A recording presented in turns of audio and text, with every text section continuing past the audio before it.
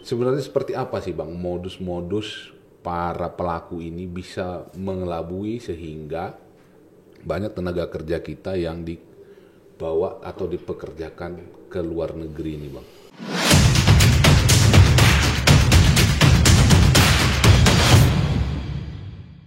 Assalamualaikum warahmatullahi wabarakatuh. Salam Pendekar Banten. Halo Sobat Pendekar, welcome back to our channel.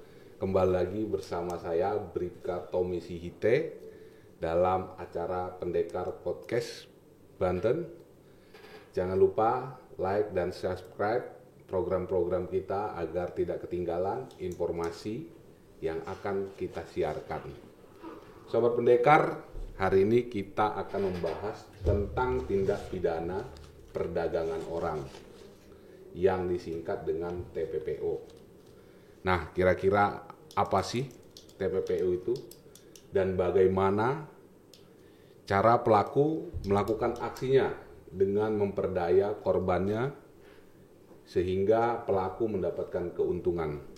Nah, biar jangan penasaran, hari ini kita sudah mengundang dua narasumber kita yang membidangi masalah TPPO, yaitu Kepala Balai Perlindungan Pekerja Migran Indonesia Provinsi Banten, Bapak Dharma Saputra. Selamat datang Bapak. Selamat siang Bang Tommy. Siap, selamat siang Bapak. Dan Bribka Firman selaku penyidik dari Subdit Reknakta Polda Banten yang membidangi penindakan tentang TPPO. Selamat datang Abang. Selamat datang. Nah ini untuk Pak Putra ini saya manggilnya apa ini biar lebih... Bang aja, biar kita lebih akrab. Oke, terima kasih Bang Putra sudah datang. Nah gimana kabarnya hari ini Bang? Sehat, Alhamdulillah. Alhamdulillah Sehat semuanya. Nah, sebagai informasi nih Bang kepada masyarakat, sebenarnya apa sih tupoksi dari BP2MI? Ya, oke. Jadi terima kasih Bang Tommy nih sebelumnya nih undangannya. Jadi podcast ini luar biasa. Ini kita sama-sama memberikan pencerahan kepada masyarakat. Memberikan informasi kepada masyarakat. Bagaimana kita cara bekerja ke luar negeri dengan yang prosedural ya. Yang sesuai dengan proses yang baik. Dan semoga nanti kalau kita alami proses yang baik, ya pulangnya otomatis sejahtera. Nah ini. Nah, tandem kita terutama di dalam bekerja itu termasuk Polres ya, termasuk Polda dan juga Polri. Nah, terkait dengan pertanyaan tadi, TUSI kita itu ya, apa sih TUSI BP2MI itu? Itu untuk pelayanan penempatan dan perlindungan pekerja migran Indonesia ya, sesuai dengan Perpres 9 tahun 2000, Perpres 90 tahun 2019 di pasal 4. Nah, Bapak Ibu sekalian, teman-teman sekalian bisa melihat di Undang-Undang nomor 18 tahun 2017 tentang perlindungan pekerja migran Indonesia. Di situ semuanya ada. Bagaimana cara bekerja ke luar negeri yang prosedural. Oh berarti BP2MI ini adalah membidangi tentang perlindungan pekerja migran yang ada di luar negeri ya Pak ya? Betul. Yang ada mulai sebelum masa bekerja sampai dengan pulang pun kita yang handle gitu Bang Tommy. Jadi mulai dari awal sampai dia pergi, dia bekerja di sana dan sampai pulangnya kembali. Betul. Ya, itu biasa kami sebut dengan sebelum bekerja, masa bekerja dan sesudah bekerja. Oke. Nah, ini untuk penyidik ini Bang. Sebagaimana kita tahu, Bapak Kapolri secara tegas telah memerintahkan untuk memberantas dan mencegah pelaku tindak pidana perdagangan orang. Nah, sebenarnya apa sih Bang yang dimaksud dengan tindak pidana perdagangan orang ini Bang? Ya, Assalamualaikum warahmatullahi wabarakatuh. Yang dimaksud dengan perdagangan orang ini yang sesuai dengan Undang-Undang Perdagangan Orang adalah tindakan. Nah, tindakan perekrutan, pengangkutan, penampungan, pengiriman, pemindahan atau penerimaan seseorang dengan ancaman kekerasan, penggunaan kekerasan, penculikan, penyekapan, pemalsuan, penipuan, penyalahgunaan kekuasaan atau posisi rentan, penjeratan utang atau memberi bayaran atau manfaat sehingga memperoleh persetujuan dari orang yang memegang kendali atas orang lain tersebut, baik yang dilakukan dalam negara maupun antar negara untuk tujuan eksploitasi atau mengakibatkan tereksploitasi. Nah, di dalam Undang-Undang Perdagangan Orang ini tindakan perekrutan, pengangkutan, penampungan, pengiriman, pemindahan itu tidak harus selalu instan ya. Jadi maksudnya hanya perekrutan pun aja bisa, pengangkutan pun hanya bisa, asal unsur-unsur dari tindak pidana TPPO itu terpenuhi. Proses dan tujuannya terpenuhi. Ending tujuannya itu eksploitasi. Oh, jadi mulai dia mengumpulkan, kemudian merekrut, kemudian sebelum memberangkatkan pun sudah termasuk TPPO ya, Bang? Ya, karena sesuai dengan undang-undang itu tahapan-tahapannya itu sudah dirumuskan lah, dirumuskan ya sesuai dengan yang undang-undang TPPO itu. Berarti ketika orang itu ingin mengeksploitasi itu sudah termasuk juga ya, Pak ya? Termasuk musyawarah atau misalkan mufakat ataupun rencana. Wah, ini bahaya nih bagi masyarakat nih. Terpenuhi unsur-unsur TPPO itu. Nah, ini Bang, apakah pengiriman tenaga kerja ilegal ke luar negeri itu termasuk perbuatan TPPO?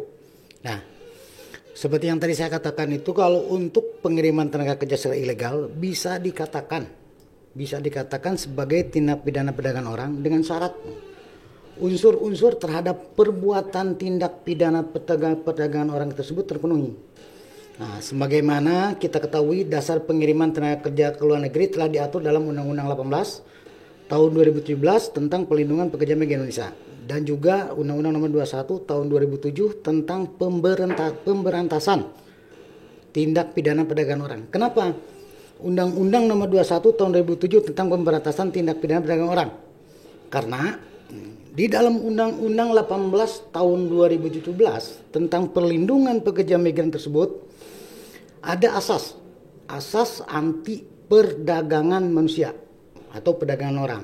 Jadi setiap warga negara yang akan keluar negeri dan terdaftar di instansi pemerintah di bidang ketenagakerjaan dilindungi oleh Undang-Undang Nomor 18 tahun 2017. Nah, apabila dia tidak terdaftar, itu sangat rentan menjadi korban TPPO. Oh, jadi pengiriman tenaga kerja secara ilegal ke luar negeri itu bisa diindikasikan akan menjadi korban ya? Sangat rentan menjadi korban TPPO. Oke, terima kasih nih Bang. Nah, sebagai nih Pak dari Bang Putra ini yang membidangi masalah tenaga kerja. Ya. Kan udah banyak ya Bang ya pengalaman yang dilalui Betul, nih Bang. Sebenarnya seperti apa sih Bang modus-modus para pelaku ini bisa mengelabui sehingga banyak tenaga kerja kita yang dibawa atau dipekerjakan ke luar negeri ini Bang? Ya, baik. Jadi ini seru sebenarnya. Jadi kalau pengiriman pekerja ke luar negeri secara non prosedural ini banyak intrik-intriknya Bang. Oh, banyak intrik-intriknya. Ya? Karena mereka kan harus melalui tahapan-tahapan yang prosedural itu seperti apa, tapi karena mereka tidak mau melalui tahapan-tahapan tersebut sesuai dengan Undang-Undang 18, mereka akhirnya cari jalan pintas, shortcut gitu. Misalnya mereka tidak punya pendidikan, ya, tidak ada kompetensinya, mereka tidak bisa berbahasa, ya, mereka ingin cepat bekerja ke luar negeri tanpa adanya prosedur yang jelas, misalnya kesehatannya tidak terjamin, tidak ada asuransi. Yang penting mereka berangkat. Mereka berangkat ya? Berangkat, yang penting mereka nanti akan digaji gitu. Padahal sementara yang dijanjikan oleh calo, ya kita sebut calo ya, itu tidak sesuai dengan nanti kenyataan yang di lapangan. Oh, jadi hanya janji manis nih Bang yang janji biasanya? Manis, banyak sekali. Oh, banyak sekali ya Bang ya? Banyak sekali seperti itu.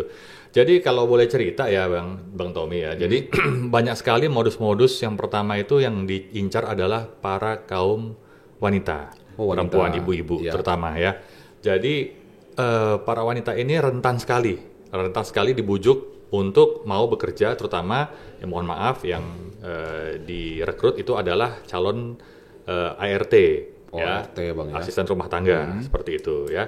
Tetapi pada kenyataannya ketika mereka merekrut, ya para calo ini merekrut, mereka menjanjikan dapat gaji sekian, misalnya gajinya 8 juta, 10 juta ya.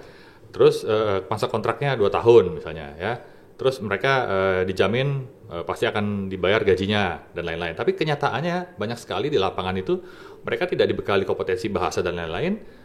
Ujung-ujungnya mereka sampai di sana, mereka nggak ngerti nih apa yang disuruh oleh majikannya. Ya, mereka sering dimarahi oleh majikannya, mereka sering disiksa oleh majikannya. Nah, pada akhirnya mereka menjadi tidak dibayar gajinya karena mereka tidak bisa memenuhi tuntutan majikannya. Ya, Karena sudah tidak ada perlindungannya juga. tidak ada perlindungannya, nggak ada kontrak, gitu. Tidak diketahui oleh perwakilan di luar negeri. Mereka bekerja tidak diketahui oleh pemerintah. Jadi seperti itu. Nah biasanya nih Bang, yang mengirim tenaga kerja kita secara ilegal ini apakah perorangan atau perusahaan nih Bang? Nah, ini yang menarik nih. Nah, jadi kalau kita cermati di Undang-Undang 18 tahun 2017, coba cek nanti di pasal 49 ya. Nah, di pasal 49 nih. Yang bisa mengirim pekerja migran ke Indonesia, pekerja migran Indonesia ke luar negeri itu hanya 3, Bang. Secara yang ini ya, yang secara resmi. resmi. Oke. Ya, itu pertama badan, yaitu melalui pemerintah, yaitu BP2MI. Ya, yang kedua yaitu perusahaan penempatan pekerja migran Indonesia atau P3MI. Ya. Yang ketiga adalah perusahaan untuk kepentingan sendiri atau UKPS. Ya, jadi misalnya nih contoh. Ya, untuk badan kita punya program namanya skema penempatan G2G. Berarti yang ditempatkan antara negara ke negara. Oh itu langsung dari badan ada yang mengurusinya. Langsung. Ya? Negara Indonesia diwakili oleh BP2MI. Oh. Jadi kami yang langsung menempatkan gitu untuk proses ke negara penempatan. Ya. Nah, ada juga melalui program P2P, ya, private to private atau swasta ke swasta, yaitu dari perusahaan P3MI tadi, perusahaan penempatan pekerja migran Indonesia. Misalnya perusahaan ABC, ya, dia mendapatkan job order dari luar. Gitu. Jadi caranya dia mendapatkan job order dulu dari luar. Jadi dia memang membutuhkan dulu ya, akan siap menempatkan ya. Betul, dari user, pengguna pabrik di luar negeri misalnya. Oh, job order nih 100 nih untuk kerja di pabrik. Ya. Nanti job order itu akan dilegalisir oleh perwakilan. Nah, itu yang utama. Perwakilan nanti wajib mengetahuinya. Nah, dari perwakilan wajib mengetahuinya, JO tersebut, job order tersebut, itu nanti akan diajukan izin untuk izin SIP2MI-nya ke BP2MI. Ya. Nah, dari situ barulah bisa disebarkan kepada masyarakat. Ini loh ada job order 100 orang bekerja di pabrik di luar negeri. Gitu. Nah, kalau untuk ini tadi nih, Pak, apakah pribadi atau korporasi nih Bang biasanya yang nakal nih Bang yang menjadi pelaku TPPO yang bisa dua-duanya. Oh, bisa dua-duanya. Bisa dua-duanya. Bisa dua-duanya. Pribadi juga bisa. Pribadi bisa. Jadi sudah jelas di pasal 69 itu tidak boleh diberangkatkan melalui perseorangan. Nah, perseorangan itu nggak boleh memberangkatkan, Bang. Nggak boleh, gitu. Jadi beda perseorangan yang memberangkatkan, beda juga cara berangkat dengan perseorangan. Dengan skema perseorangan. Ya. Beda perseorangan. Cara berangkat dengan skema perseorangan atau dengan skema mandiri itu beda. Beda dia ya. Beda. Kalau misalnya nih, kalau cara berangkat dengan skema perseorangan atau mandiri, berarti dia mendapatkan peluang kerjanya mandiri, cari di internet sendiri, lalu dia ikut tes dan lain-lain, akhirnya dia lolos dengan user, lalu dia mendaftar ke BP2MI. Nah, itu mandiri. Oh, jadi dia yang mencari sendiri. Tapi kalau diberangkatkan oleh perseorangan, berarti saya calonnya nih. Saya calonnya memberangkatkan Bang Tommy nih untuk bekerja. Berarti kalau ada perseorangan yang mengajak untuk berangkat itu sudah bisa dikatakan itu ilegal. Ilegal. Karena tidak sesuai dengan undang-undang. Tidak sesuai. Selama dia tidak lewat BP2MI. Dan memang tidak boleh perseorangan itu memberangkatkan. Berarti semua harus badan, perusahaan, lembaga yang bisa memberangkatkan tenaga kerja secara legal keluar secara negeri. Legal. Tapi ada yang menarik Bang Tommy nih, satu lagi nih. Nah, ini nih teman-teman nih pada banyak yang nggak tahu. Saya berapa kali mendapatkan kasus ya. Kalau saya ditanya apa saya tanya sama pekerja migran yang menjadi korban ya. Mereka saya tanya, "Ini perusahaannya sah atau tidak?" Mereka bilang, "Oh, katanya perusahaannya sah, Pak. Perusahaannya ABC." Nah, jadi saya kasih clue nih buat teman-teman, buat masyarakat semua. Perusahaan itu kalau mau sah atau tidaknya, ya pertama perusahaan itu aktif atau tidaknya, lihatlah di aplikasi Jendela PMI. Oh, jadi kita bisa membuka aplikasi Jendela PMI ya, Bang ya? Betul, ya. Lihat di aplikasi Jendela PMI. Nanti di sini ada yang namanya menu P3MI. Ya, menu P3MI. P3MI ya, Bang ya. Diklik. Di sini bisa dilihat provinsinya di mana. Lalu diklik lagi, nanti ada nama PT-PT-nya. Ada nama PT-PT-nya seperti ini. Ya, ada nama PT-PT-nya. Kita klik, dia aktif atau tidak? Oh, ternyata aktif.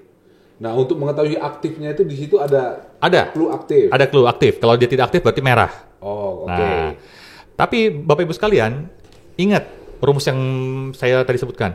Dia aktif atau tidak, dia harus lewat menginjakkan PMI-nya, harus tetap menginjakkan kakinya ke BP3MI.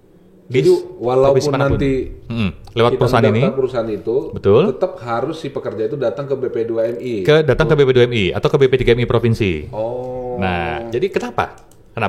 Fungsinya adalah untuk dicatat ke dalam Cisco P2MI. Jadi ini tetap ya manual ya Bang ya, si pekerja itu yang walaupun sudah daftar di aplikasi, dia Betul. akan datang juga. Ya, tetap datang juga. Kenapa? Akan kita cetak, akan kita rekam fingerprint-nya sebagai identitas pribadi, fingerprint, dan lalu yang kedua akan kita berikan penyuluhan selama 10 jam, gratis.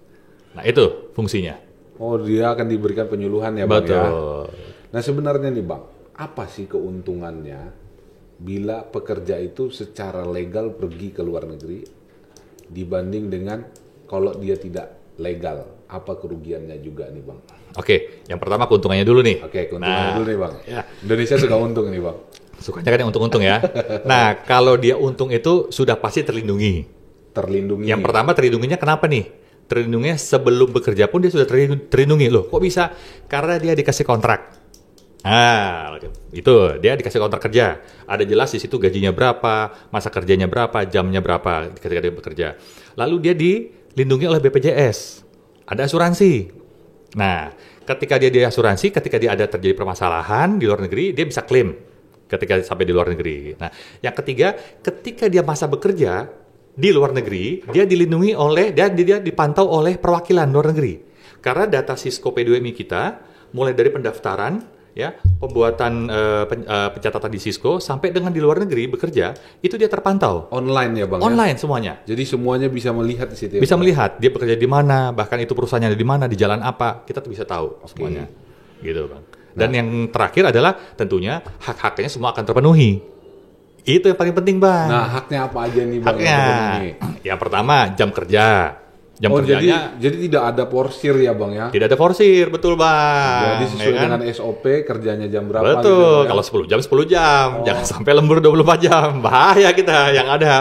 Yang ada remuk badan kita kan. Nah, itu Bisa Bang. sehat ntar ya Bang ya Betul, kerjanya Bang ya. betul. Yang kedua gajinya pasti dibayar. Nah, Gitu. kerugian dari yang ilegal ini seperti apa Bang? Kerugian yang pertama, yaitu haknya nggak terpenuhi.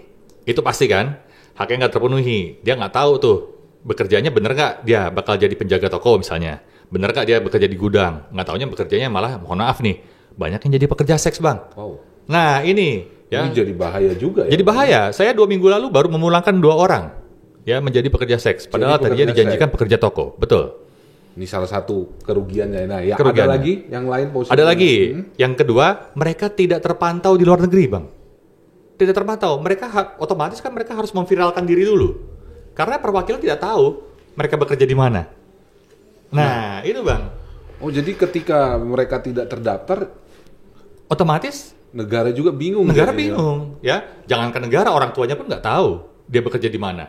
Karena mereka tidak terpantau, tidak tercatat ke dalam sistem dari pemerintah. Tidak tercatat, oh bekerja di mana, kontraknya berapa, nggak terpantau Bang. Jadi perwakilan di sana pun tidak tahu, kecuali mereka selama ini bisa kami layani karena mereka memviralkan diri, gitu. Jadi itu salah satu kerugiannya. Bang. Kerugian dan otomatis itu masih yang sehat Bang, yang masih bisa memviralkan diri. Gimana lagi kalau Gimana kalau yang jadi peti jenazah Bang? Wow. Nah, kan itu Bang. Ini lebih ruginya. bahaya lagi ya Bang. Lebih ya? bahaya lagi Bang. Dan hak-haknya juga banyak yang nggak diberikan kali ya. Banyak yang nggak diberikan. Dan lebih mirisnya lagi Bang, Heeh. ada kasus di mana ternyata ketika dia jadi peti jenazah, dia tidak bisa dipulangkan. Oh. Otomatis dia dikuburkan di negara dia bekerja. Sementara keluarganya tidak mampu. Kan ngeri Bang. Ngeri. Sampai seperti itu pernah Bang kejadian seperti itu. Jadi ini hal-hal Karena daerah yang, konflik Bang. hal-hal yang Ya. bahaya ya Bang ya. Betul. Nah ini untuk ini Bang, kita Ya, kalau melihat juga nih Bang secara hukum nih Bang, bagaimana sih Bang ancaman hukuman bagi para pelaku-pelaku yang mulai dari merekrut ataupun sampai dengan memberangkatkan? Karena kan kalau di bahasa di masyarakat tuh ada sponsor, Ya. agen. Ini apa sih ancaman hukumannya kepada pelaku-pelaku ini? Nah, ancaman hukuman bagi pelaku atau seseorang atau perusahaan yang melaksanakan pengiriman tenaga kerja secara ilegal. Nah, nih, apabila terpenuhinya unsur-unsur TPPO, itu ancamannya itu minimal 3 tahun. Itu minimal. Jadi kalau misalnya nanti putusan pun itu nggak akan mungkin di bawah 3 tahun. Wow, berarti ini memang ancaman minimal ya Bang? Ini ada ancaman minimalnya. Ancaman minimal 3 tahun. Dan paling lama itu 15 tahun. Wow, ini luar biasa ya ancaman Itu hukumannya Pak ya? apabila unsur-unsur untuk istilahnya tindak pidana perdagangan orangnya terpenuhi. Berarti pelakunya itu mulai dari tadi juga ya Bang ya, yang misalnya yang sponsor lah kalau tadi bisa dikatakan ya Bang ya? Kalau untuk pelaku ini relatif lebih bukan banyak ya, jadi lebih konkret lah. Kenapa lebih konkret? Istilahnya misalkan si pelaku ini jangankan orang lain, kakak, adik, bapak, ibu, orang tua, kakek, saudara, siapapun ataupun orang-orang yang terdekat korban itu bisa dijadikan pelaku atau bisa dikatakan pelaku selama unsur-unsur TPPO-nya itu terpenuhi. Oh, jadi kakak atau orang tua yang menyuruh anaknya untuk pergi bekerja ke luar negeri dan dia yang mengurus semuanya itu bisa ya Bang ya? Bisa untuk bisa dikategorikan bila memenuhi sebagai unsur bisa wow, ini berat juga ini ya Bang ya. Kalau kita lihat hukumannya itu 3 tahun. Kenapa? Minimal. Karena si korbannya itu kalau misalkan benar-benar dia jadi korban itu eksploitasinya itu pasti kalau sudah kena eksploitasinya bisa semua orang yang terdekatnya itu kemungkinan bisa. Wow. Berarti ini undang-undangnya luar biasa sebenarnya ya Pak ya. Oh, ini masyarakat nih harus paham nih. Nah Pak, kan banyak Pak mungkin dari para korban lah ya kita katakan pekerja yang sudah diberangkatkan. Mereka kan berpikirnya itu kadang-kadang mungkin tidak tahu nih Pak, apa sih, bagaimana sih supaya mereka itu bisa menjadi pekerja yang ilegal berangkat ke Jakarta. Nah kira-kira ini Pak, apa ini Pak kiatnya? Ya supaya bisa masyarakat itu mendaftarkan diri bekerja secara legal. Dan apa saja yang harus dipersiapkan misalnya kan, apa ada kiat-kiat khusus misalnya dia harus tamat SMA atau seperti apa ini Pak? Ya, jadi kalau kita lihat di peraturan ya. Nah, ini kita lihat coba kita buka di pasal 5 ya. Di pasal 5 itu Undang-Undang 18 ya, itu udah mengatakan udah jelas ya bahwa syarat-syarat itu yang paling minimal adalah umur 18 tahun. Minimal 18 tahun. Nah, ini banyak sekali kejadian ya. Kartu identitas dituakan itu dituakan ya. Ini itu saja sudah kita temukan ketika kita kan ada ya Pak yang ditemukan seperti itu ada. Pak. Kita kan nge-link sama Dukcapil. Sistem kita nge-link Pak sama Dukcapil ya. Jadi kita bisa tahu ini benar apa tidak gitu ya. Nah, lalu mereka harus punya kompetensi. Bang. Kalau nggak punya kompetensi mereka mau gimana cara bekerja? Contoh nih ya mengenai bahasa. Ya. Bahasa ketika dia disuruh sama majikannya, tolong bikinkan air panas, air hangat untuk anak mandi saya, ya untuk mandi anak saya. Ya. Tapi dibikinnya air panas, air mendidih. Ya anak majikannya melepuh, ya udah sama majikannya dilepuhin aja sekalian, gitu kan? Oh ini jadi kendala juga ya Bang. Ini yang harus benar-benar dipersiapkan juga ya Bang ya? Dipersiapkan. Makanya saya setuju sekali dengan Undang-Undang 18 ini luar biasa Bang. Karena kenapa? Undang-Undang 18 ini ya melibatkan peran serta dari pemerintah daerah, ya itu ada di pasal 40. Lalu melibatkan peran pemerintah kabupaten kota di pasal 41. Lalu sampai di peran pemerintah desa itu ada di pasal 42. Jadi pasal 40, 41, 42 itu lengkap Bang. Semua digerakkan ya Bang. Untuk merangkul para pekerja migran Indonesia ini Bang. Contoh nih Bang, peran aparat pemerintah desa ya. Itu yang namanya RT RW itu sampai dengan lurah ya, kepala desa itu wajib untuk mencatat warganya, mendata warganya dan menghimbau memberikan informasi yang benar pada warganya cara bekerja yang benar di luar negeri. Tapi ada pusat pelatihannya, Pak? Ada. Jadi pusat pelatihan itu banyak, Bang. Pusat pelatihan itu bisa dilakukan oleh P3MI tadi, ya, melalui lembaga pelatihan yang swasta. Lalu ada juga lembaga pelatihan yang disediakan oleh Kementerian Tenaga Kerja. Itu ada ya? Ada. Nah, jadi bagi masyarakat yang pingin mendapatkan pelatihan, silakan datang ini kayaknya ke BP2MI biar diarahkan kemana pelatihannya ya Bang. Betul, jadi gini Bang, jadi prinsip utama kalau kita mau bekerja ke luar negeri, Abang kalau boleh, mungkin kita udah kolaborasi sering sama Mas Firman ya. Siap. Terkait dengan yang menarik nih Bang, yang menarik adalah penempatan bekerja ke Kamboja. Itu bukan sebagai ART. Bukan, itu sebagai pekerja online atau pekerja dijanjikannya adalah sebagai operator komputer. Iya. Yang namanya operator komputer, dia punya keahlian khusus Bang. Punya keahlian khusus ya. Lalu yang kedua, dia gajinya tinggi Bang. Ketika dia lihat di Facebook, lihat di TikTok, gajinya 18 juta, 20 juta. Tertarik. Yang terperangkap pun itu orang-orang yang lulusan S1, D3, bahkan ada yang S2. Ya Bang ya? Jadi banyak sekali yang kejebak, tapi ternyata, nah ini kuncinya. Semua peluang kerja yang didapat secara online itu tidak ditanyakan, tidak diverifikasi ke Dinas Tenaga Kerja maupun BP3MI.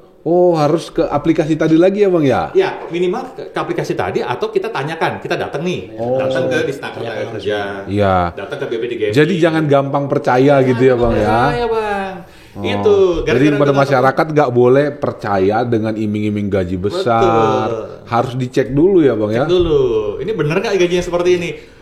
Kita punya fungsi pengecekan itu dengan klarifikasi ke perwakilan. Ke perwakilan. Jadi kita langsung cek ke perwakilan. Jadi kalau informasi itu akan valid ya Bang ya, ketika ditanyakan kepada BP2MI ya Bang. Betul.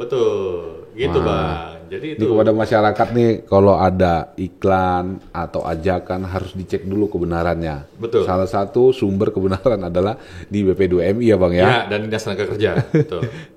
Nah, Bang, kan kita kembali lagi Bang, tadi Bang Abang bilang bahwa kayak yang kemarin juga yang sudah dilakukan proses penegakan hukum dari Krim juga nih Bang. Bahwa banyak pegawai pekerja migran itu tidak tahu dia akan dikirimkan kemana. Tiba-tiba dikirimkan ke Suriah ya Bang ya, kemarin yang terakhir ya Bang ya. Nah, dan akhir-akhir ini juga banyak masyarakat yang tadi Abang bilang itu diviralkan supaya dia bisa pulang. Nah, sebenarnya bagi masyarakat nih Bang yang sudah terlanjur berangkat dengan cara ilegal ke luar negeri dan memang di sana dia mungkin mendapatkan kekerasan atau tidak sesuai dengan apa yang dijanjikan sehingga dia ingin pulang nih. Apa ini Bang yang bisa dilakukan mereka Bang? Caranya supaya mereka mendapatkan perlindungan bisa dipulangkan ke kita ini Bang, ke negara kita ini Bang. Jadi gini, kalau konsep yang pertama adalah kalau kita bekerja secara prosedural, otomatis yang namanya perwakilan itu pasti sudah tahu. Karena sudah terdata ya Bang ya? Itu salah satu keuntungannya ya Bang ya? Keuntungannya. Nah, kalau dia tidak terdata, dia tidak prosedural, berarti kita nggak tahu nih ditempatkan di mana. Kan gitu ya? Nah, ketika dia mendapatkan suatu masalah, biasanya nih Bang, ya, semua bekerja yang secara non prosedural, rata-rata yang namanya handphone dan pasportnya itu pasti disita. Pasti jadi dia nggak megang alat komunikasi juga, Bang ya? Pengalaman kami dengan Mas Firman itu rata-rata Mas Firman ya, yang namanya paspor, handphone itu pasti disita. Diambil semua ya? Nah, diambil semua. Kok bisa mereka viral? Kok bisa mereka viral? Nah, karena mereka biasanya mendapatkan kesempatan lewat handphone mungkin dari temannya atau dari tetangga ataupun apapun itu ya, mereka lagi berinteraksi, mereka bisa memviralkan diri. Nah, salah satu pencegahan utama untuk bisa menjaga diri adalah pertama tentu harus berangkat secara prosedural. Berangkat prosedural. Nah, tapi ketika sudah berangkat secara legal, ilegal, lalu kalian sadar terjadi masalah. Nah, jangan sampai terjadi masalah dulu. Jangan sampai terjadi masalah. Ini clue ya. Ini saran dari kami. Ketika kalian secara sadar bahwa saya berangkat nggak lewat BP2MI ini. Berarti kan ilegal ya atau non prosedural ya. Ketika sampai di sana laporlah ke perwakilan. Berarti bisa ke perwakilan kita di sana, Bang? Lapor dulu ke perwakilan kita di luar negeri. Bahwa, Pak, ini saya berangkatnya secara non prosedural nih. Bisa nggak, Pak? Tolong, ya ini alamat perusahaan saya, kasih kontraknya ke perwakilan. Supaya perwakilan itu bisa memantau. Berarti itu salah satunya, Bang. Itu salah satunya. Ada lagi cara yang lain, Bang? Ya, cara yang lainnya ya, seperti yang tadi. Kalau misalnya dia bisa memviralkan diri, Ya, cuman kondisinya seperti itu. Nah, ketika ini Bang, misalnya kan kadang-kadang kan Bang tenaga kerja itu hanya mengetahui nomor handphone keluarganya. Keluarganya bisa nggak sih Bang datang ke BP2MI untuk meminta supaya bahwa telah terjadi nih kepada anak saya gitu? Biasanya setelah viral, Bang. Yang tadi saya bilang. Setelah viral, setelah dia ngadu ke keluarganya, nah itu biasanya keluarganya langsung ngadu ke BP2MI. Bisa. Tapi keluarga bisa ya Pak ya, datang Bisa. langsung ke BP2MI ya Bisa. untuk menceritakan apa yang dirasakan oleh keluarganya yang bekerja secara ilegal ya. Betul. Jadi, nah, fungsi kami Bang, izin saya lanjutkan gini Bang. Okay. Ini karena seru nih Bang. Oke. Ini kolaborasi saya dengan Mas Firman nih. Jadi kalau misalnya keluarganya itu mengadu ke kami, ya, kami langsung tanya sama keluarganya. Calonnya Bapak Ibu kenal nggak? Oke. Nah, pertama, kenal. Oke, baik. Kami bantu Bapak Ibu untuk yang pertama, BP2MI akan bersurat ke Kementerian Luar Negeri. Oke. Ya, melalui Kepala Badan akan bersurat ke Kementerian Luar Negeri untuk membantu pemulangan yang bersangkutan. Yang kedua, kami dampingi si keluarga itu untuk melapor ke Mas Firman, ke Polsek, Polres, ke Polda Banten untuk melapor bahwa ini ada calonnya nih yang memberangkatkan anak saya misalnya secara ilegal. Gitu lah. Langkah berikutnya Mas Firman nanti akan masuk. Melakukan ini ya. Jadi kepada masyarakat nih, kalau memang ada keluarganya yang sudah keburu bekerja secara ilegal dan mendapatkan perlakuan yang tidak ingin dipulangkan ya Bang ya? Bisa langsung datang ke BP2MI nih ya Bang ya? Bisa. Nah, tapi harus jujur. Siapa yang memberangkatkannya ya Bang ya?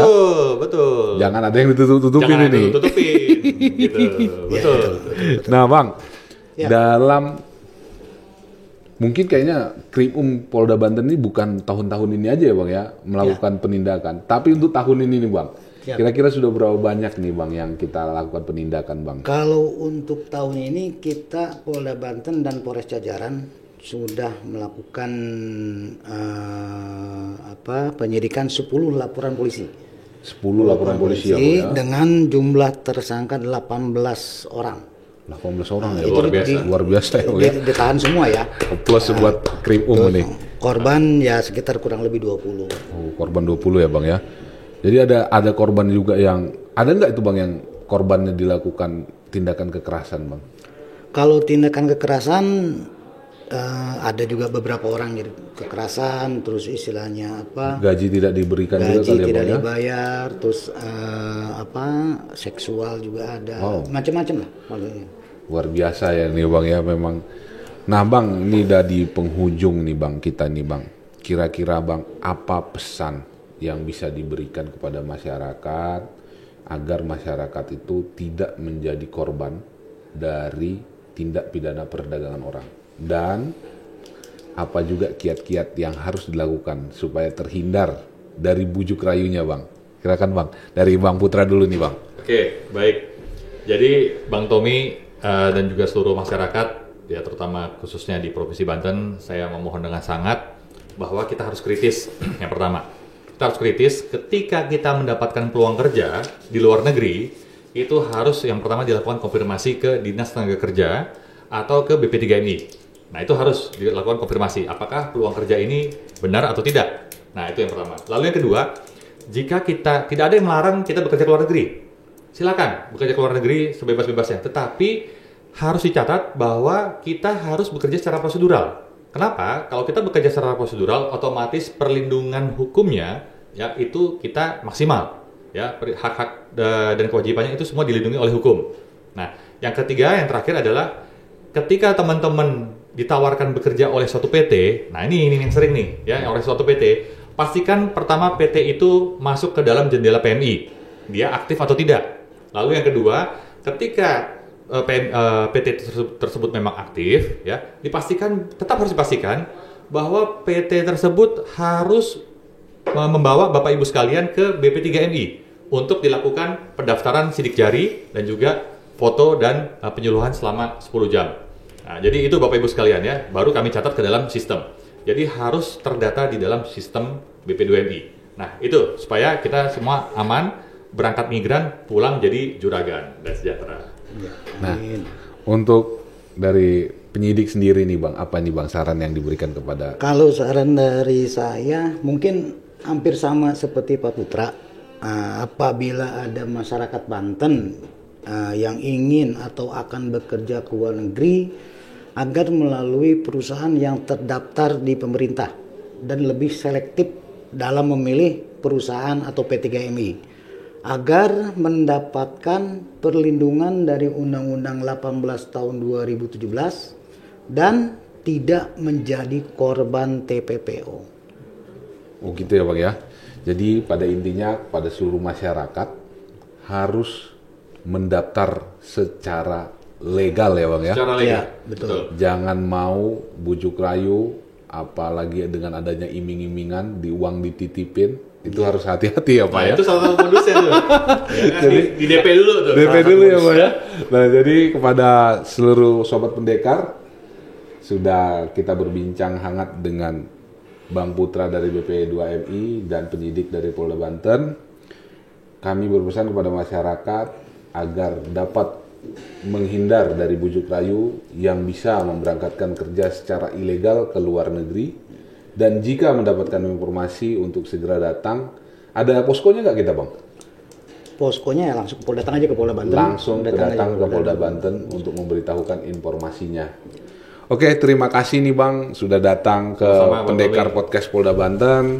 Semoga informasi yang sudah diberikan bisa dapat memberikan informasi tambahan kepada masyarakat sehingga tidak menjadi korban TPPO. Amin, amin. Terima kasih Bang Firman. Siap.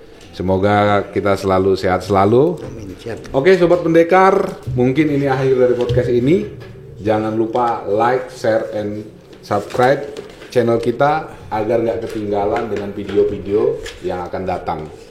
Dan buat Sobat Pendekar yang mau request tentang materi apa yang akan kita bahas, boleh buat di kolom komentar ya, supaya kita juga akan mengundang narasumber-narasumber yang kece abis. Terima kasih. Assalamualaikum warahmatullahi wabarakatuh. Salam Pendekar Banten.